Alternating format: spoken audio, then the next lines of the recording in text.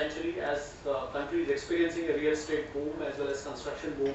So there is going to be a large scale distribution of, but in 10 years it is going to double. Fertilizer is not a very big cargo from a demand supply angle. The growth will be moderate, around 2 to 3% in this. Food grain again is not it's a very volatile cargo. It's a function of government policies, drought conditions, monsoon. So it's not a cargo which is very reliable, and we don't expect to be major growth in this cargo. Steel is another cargo which could grow very rapidly as the steel making capacity is coming on the eastern region.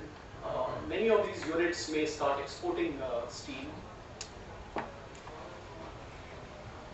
So we have done a comparison between demand and supply. So this is the demand, 97, and the supply of port capacity is hardly 60. So there is a deficit of 32. Based on the new projects which are coming up, by 2009-10 we are going to have a surplus of iron ore handling capacity.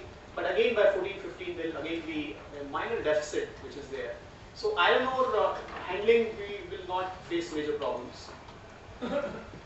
But when we look at the coal, there are capacity constraints there, and they are going to persist and become fairly big as we go forward. Now we come to liquids. I'm just trying to rush through the thing because there are many things to consider. Yeah, basically liquid demand comes from petroleum products and crude. These are the crude refineries located in different places. Majority of the refineries are on the coast, few are in the hinterland, and a lot more capacity is coming on the coastal side. Reliance itself is doubling its capacity at Sikka. SR's refinery will also be initiated. Paradip IOC is looking at a refinery. Mangalore refinery, the capacity will increase. Of course, there are refineries at Bina which are being proposed and at Bhatinda. But going forward, the hinterland refinery capacities will not increase as much as what will happen in the coast-based refineries.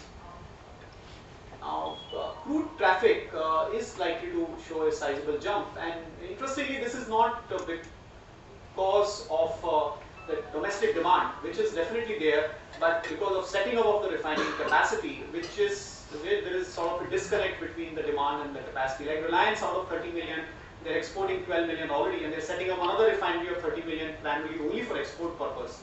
So, which shows that as far as the crude is concerned, I mean petroleum refineries, a lot more capacity will be there, which will not be commensurate with the demand locally. And there is going to be a large scale import of crude as well as export of petroleum products from the country. Increasingly, even public sector units, we expect to start exporting products. This is sort of a fuel movement in different ports. The numbers have been given. This is the product forecast from currently 56 million, which is it could go up to 101. Yeah. Now this is gas. Gas is basically LNG. So there is a capacity, LNG terminal capacity, which is currently almost 7.7. We have the H 5 million and 2.7 of Hazira. And going forward, the new projects will come and capacity. So by 14-15, the capacity could be almost 32 million tons.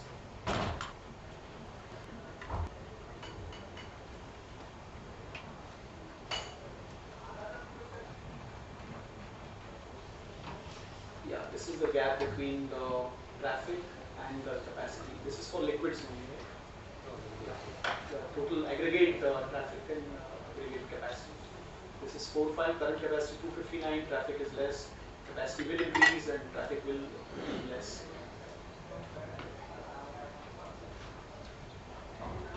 So this is across all commodities, and different port clusters. What is the sort of overall traffic in 4, 5, 9, 10 as per our forecast?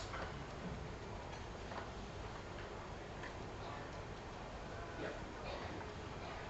And this is in 14, 15, what will be the traffic across various port clusters and various commodities? this shows where the capacities are less than traffic. The red ones are where the capacities are less than traffic. Today we have 521 million tons, and the capacity is lesser. Though in time to come the gaps are going to get narrow. But 14, 15 again there is going to be a huge capacity shortfall, and you can see across all clusters we are going to have. The clustering approach includes that there is a major port in a cluster, as well as there could be a number of state ports which could be there. Now, so the competition will be there between the cluster ports, and whoever sets up the capacity first will benefit out of that. And of course, this has to be backed up by the linkages. Now we come down to strategies.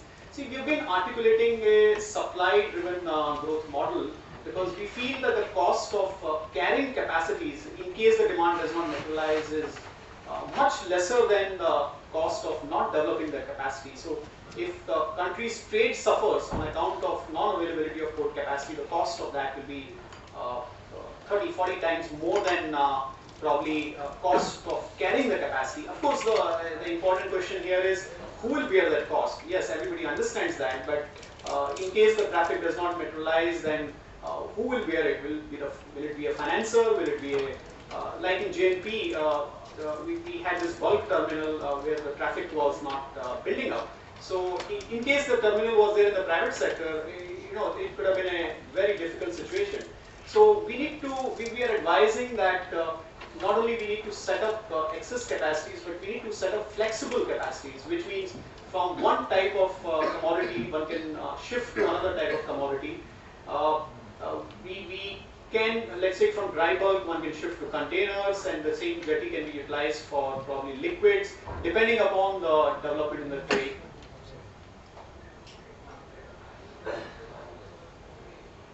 A lot of capacity can be built up by increasing the equipments and the top end of the capacity. See, the way we calculate capacity is there are many issues out there where the capacities are calculated based on the least capacity of the entire capacity chain, which means if you have a channel, you have a berth, you have equipments, you have backup area, you have the road, rail and road connectivity. Now if equipments are, let's say, 5 million tons per annum, then the capacity of the system is 5 million. Though there is a lot of shadow capacity, maybe backup area can take care of 20 million, maybe the channel could take care of 30 million, and the port overall can take care of a much larger traffic volume. But the capacities are calculated only for the capacity of the weakest item, which is most of the time it is the equipment. So if one looks at that approach, probably there is a different way the capacity creation could take place, by improving productivity, by investing in the equipments rather than building up more number of berths either in the same port or additional ports. So one at a national level, one has to be very proactive in understanding how the capacities are calculated, what is actually our capacity. So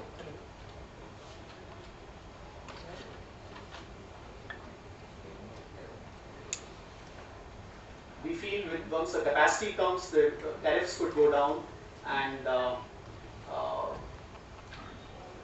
there is also, we've said a lot of these state ports have been developing because they have industrial unit which requires the port to be there.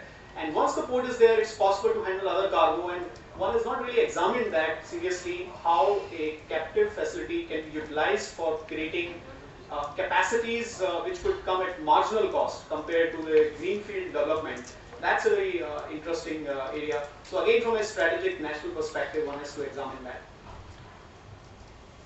We just looked at NMDP and looked at where the traffic is building up and where the investment is taking place. So we realized some of the clusters where investment like Chennai and Cochin, Tuticorin is touching almost 47% of the total investment, while the total traffic handled by them is hardly 15%. So there has to be an even distribution. So the investment should be linked to the traffic build-up and the requirement of capacities in each of these places. So there is a disconnect probably in some of these places. Now we have looked at capacity build-up strategies from connectivity angle, and